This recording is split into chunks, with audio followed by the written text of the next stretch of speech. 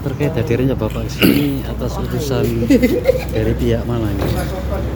Enggak, saya kan memang backgroundnya dulu di aktivis anti korupsi gitu ya. Kemudian kebetulan nasib baik ada di DPRD Provinsi Jawa Timur di Komisi E ya. Nah,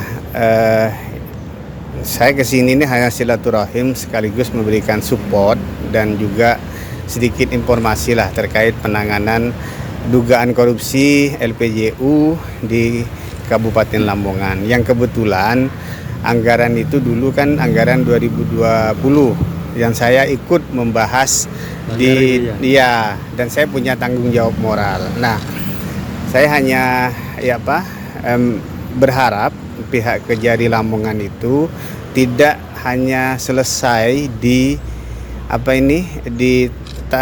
levelnya Pokmas. Jangan di situ. Ini ada kotak Pandora yang harus dibongkar sebenarnya. Kenapa kemudian dana hibah di Provinsi Jawa Timur setiap tahun itu dianggarkan mencapai 9 triliun. Kemudian ada yang melalui penyalurannya ini melalui aspirasi masyarakat yang melalui resesnya anggota DPR yang dikembalikan ke dapil masing-masing. Nah, maksud kotak Pandora tadi beberapa pos ya maksudnya. Iya kan gini, dari 9 triliun itu yang menjadi pokirnya Dewan berapa kan gitu. Kemudian yang di slotnya gubernur berapa, itu kan harus diikuti juga. Jadi tadi saya menyarankan penyidik ini harus meminta salinan APBD Provinsi Jawa Timur tahun 2020. Nanti kan ketahuan di situ, gitu kan. Nah, kemudian ini anggaran yang sekitar 75 masuk di Kabupaten Lamongan dan Gresik sekitarnya ini sebenarnya aspirasinya dari siapa? Kan gitu. Jelas kok itu, setiap titik lokasi Pokmas itu pasti ada nama aspirator. Nggak mungkin nggak ada. Karena ada slotnya masing-masing gitu loh. Nah, kalau yang Pokmas yang dikorbankan, ini sangat tidak adil. Kita harus berkaca ke kasus besar dulu P2SEM. P2SEM tidak hanya di level bawah, tapi kemudian siapa yang bikin kebijakan, siapa yang punya aspirasi di situ. Itu yang saya sampaikan tadi. Artinya ayo kita bongkar, ini punya siapa, kemudian siapa yang mengkondisikan supplier ini. Tidak mungkin orang di ujung Lamongan kenal sama PT importir barang seperti itu kan. Ujung-ujung mereka semuanya mesen di situ. Kalau tidak ada yang mengarahkan itu tidak mungkin.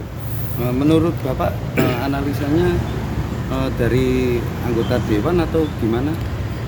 Ya itu bisa ditelusuri Mas. Saya tadi bilang ke penyidik, ke kasih intel itu sangat bisa dilacak dan saya memberikan informasi nama-nama yang bisa dimintai keterangan untuk menemukan siapa sebenarnya nanti yang masuk di Dewan sana itu yang bermain. Berapa nama itu?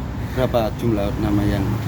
Saya tadi menyampaikan sekitar 3 nama lah yang bisa dimintai keterangan gitu kan. Urusan jadi saksi atau apa itu kan nanti penyidik yang menentukan. Tapi saya tadi berjanji siap memberikan data dan informasi untuk mendukung mengungkap kasus ini tidak hanya di levelnya Pokmas. Jangan terlalu kecil ini kalau di levelnya Pokmas dan jangan korbankan masyarakat gitu loh. Terlalu dikorbankan. Loh iya mereka dapat apa coba? Masa orang cuma dikasih uang 1,5 juta buat pondasi kan gitu. Nah, yang menikmati mereka makapnya sekitar 30 berapa itu ya? Terus bagaimana dengan jumlah anggaran itu apa benar 65, sekian itu ya untuk Lamongan itu? Iya, memang segitu. Terus kerugian negara dugaannya 40,9 ya? Iya. Betul ya? Kemudian Disub mengklaim sudah mengembalikan katanya 10 miliar. Mana STS-nya? gitu, Harus ya? dipublikasi dong.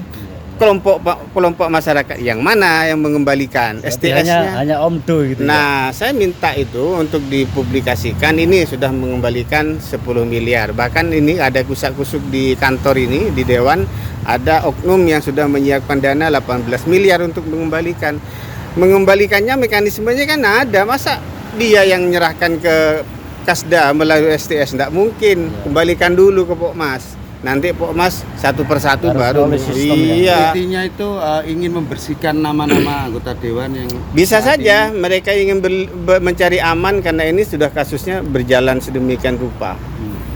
Dan kita dukung itu. Makanya saya tadi bilang jangan selesai di Pokmas. Ini naif kalau di situ. Secara spesifik Bapak, apa harapan dari Bapak sendiri datang ke Lamongan? Saya memang sengaja niat ya, karena tadi kunjungan di SMA 1 ya, kemudian saya ingat wah kasus ini harus saya dukung lah, meskipun saya bukan di Komisi A, tapi sebagai mantan aktivis anti korupsi Terpanggil. saya punya tanggung jawab moral, apalagi saya di dalam. Masa saya dulu teriak-teriak di jalan demo, ketika di DPR saya diam, ini kan lucu gitu loh. Sekarang Bapak di DPR menjabat di Saya di Komisi E. Komisi E. Komisi E. Pak, untuk nama lengkapnya. Nama lengkap Matur Husairi. Matur Husairi. Ya, saya dari Partai Bulan Bintang, Dapil Madura. Asalnya Satu-satunya. asalnya dari Bangkalan. Bangkalan. Terima kasih. Monggo. Iya.